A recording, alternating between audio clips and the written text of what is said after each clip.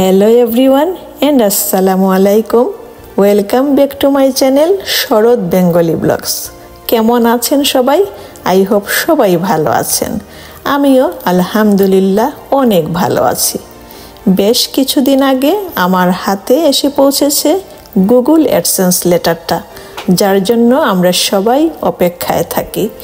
প্রথমেই আল্লাহ রাব্বুল আলামিনের কাছে শুকরিয়া জানাই, পরে আমার সকল ইউটিউব বন্ধুরা এবং আরও যারা যারা আমাকে উৎসাহ দিয়ে সহযোগিতা করে আমাকে এ পর্যন্ত এনেছেন, এমনকি গুগল অ্যাডসেন্স টিম, ইউটিউব টিমকেও আমার অন্তর থেকে অনেক অনেক ধন্যবাদ জানাচ্ছি। সেই সাথে আমি সবাইকে বলবো, আপনারা সবাই আমার জন্য দোয়া করবেন, আমি যেন সুস্থ থাকতে পারি এবং আরও ভালো ভালো ভিডিও উপহার দিতে পারি। আপনাদের সবার জন্য আমার অনেক দোয়া আর ভালোবাসা থাকবে, আপনারাও এগিয়ে যান।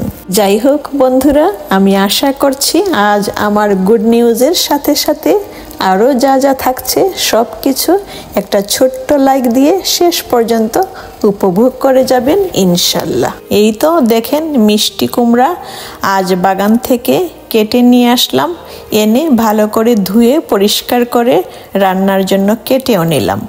আর সাথে কিছু টমেটো ও পালং শাকও তুলে নিয়ে আসলাম, এনে রান্না বসিয়ে দিলাম। আমি যেভাবে সবসময় রান্না করি সেটাই দেখালাম। এই মিষ্টি কুমড়া দিয়ে মাছ ও চিকেন দুটোই রান্না করে নেব, কারণ ফ্রেশ তুলে এনে রান্না করে খেলে আলাদা টেস্ট পাওয়া যায়, তাই না বন্ধুরা? তাহলে চলুন প্রথমে আমার নিজের লেখা অনেক আগের একটা কবিতা পড়ে নেই আমার গুড নিউজ দেখতে দেখতে, তারপর না হয় সংগৃহীত আর কিছু শোনা যাবে আরেকটি রান্না দেখতে দেখতে। তুমি আছো বলে আমার সকাল এখনো ঝলমলে, চোখের চাওয়ায় রৌদ্র খেলে।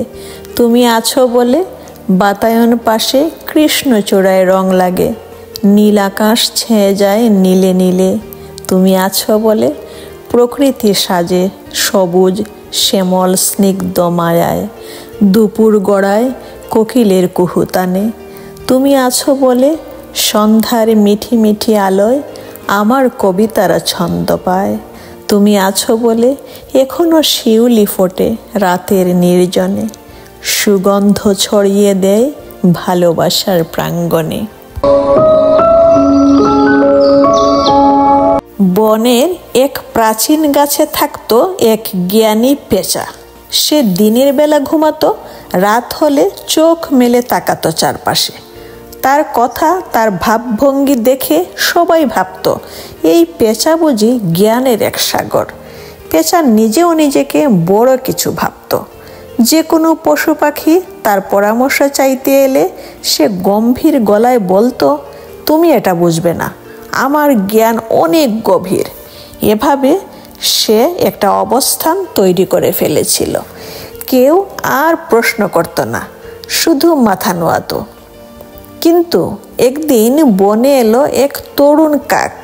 সে ছিল কৌতূহলী, প্রাণবন্ত। সে বলল, জ্ঞানের আসল চিহ্ন তো নম্রতা, তাই না? তুমি কখনো নিজের ভুল স্বীকার করো না কেন? পেঁচা গর্জে উঠল, তুই একটা ছেলে মানুষ, আমাকে প্রশ্ন করিস? আমি বহু বছর ধরে এই বনে আছি।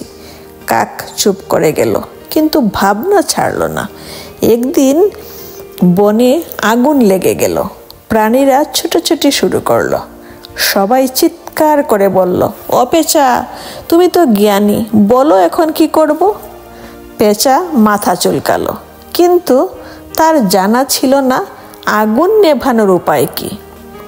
কাক তখন সামনে এসে বলল, পানির দিকে সবাই চলো, বাতাস বিপরীত দিকে বইছে। সবাই কাকের কথায় রওনা দিল, প্রাণীরা বাঁচল। পেঁচা একা পড়ে রইল তার জ্ঞানের গর্বে, যেটা ছিল কেবল ভান। আগুন তাকে গ্রাস করলো, আর কাক হয়ে উঠল বনের নতুন বুদ্ধিমান। বন্ধুরা, গল্পের থেকে আমরা শিক্ষা পেলাম কি? জ্ঞানের আসল পরিচয় হলো নম্রতা ও সময় মতো জ্ঞান প্রয়োগ করা। যে অহংকার করে সে এক সময় নিজেই পড়ে যায়। বন্ধুরা, আজ এ পর্যন্তই। যেতে যেতে আবারও বলবো, একেবারে প্রথম থেকে এ পর্যন্ত আমার সকল শুভাকাঙ্ক্ষী, আমার পরিবার পরিজন, আমার বন্ধুমহল আর প্রাণপ্রিয় আমার ইউটিউব ফ্যামিলি সবার সহযোগিতায় আর ভালোবাসায় হাঁটি হাঁটি পা পা করে আমি আজ এই প্ল্যাটফর্মে আসতে পারলাম। সেজন্য সবাইকে আমি অন্তর থেকে কৃতজ্ঞতা জানাচ্ছি। আশা করছি আমার সকল ভুল ভ্রান্তি ভুলে গিয়ে আমাকে আরও নতুন নতুন কাজ করার উৎসাহ জুগিয়ে আপনারা আমার পাশে থাকবেন সব সময়, ইনশাল্লাহ।